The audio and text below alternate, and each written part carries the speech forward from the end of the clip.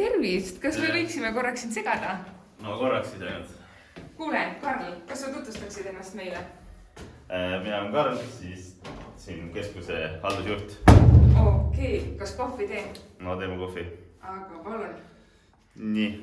Mis oleksid 3 omadust sõna sinu kohta?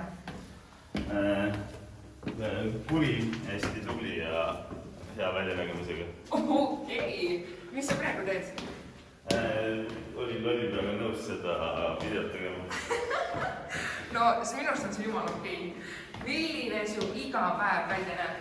No iga päev on üsna vahetusrikas, sellepärast mulle see töö meeldibki.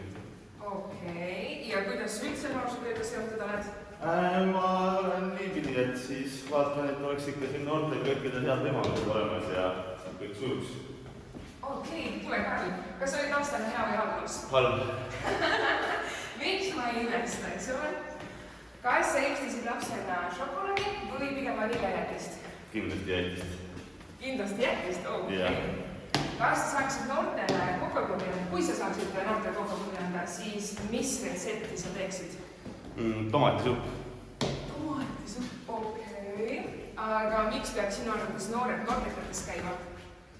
Sest siin on päris head võimalused, et ikka võiks käia. Kuidas sina noorsootööd edasi arendad? Võib-olla ongi, et pakukski noortele uusi ja paremaid lahendusi, kuidas siin aega võtta. Okei. Kuidas sina ise vaba aega noorena veetsid? No suht pätti tehes, mitte noorte võistlustes. No siis on õige aeg nüüd äkki jookakest läbi käia. Mis sulle praegu meeldib vabal ajal teha? Vabal ajal meeldin vaba aega veeta. Okei, seda poleks uskunud. Kas jalgratas või tõukeratas? Jalgratas kindlasti. Mis on su lemmikosa su tööst? Tulemuse nägemine. Okei, mis on su lemmiktoit? Nuudlid. Nuudlid. Ja mis sa täna edasi teed? Päris tööd ka natukene vahelduseks. Aitäh, Karl. Näeme homme. Davai. Ciao. Aitäh. Nägemist.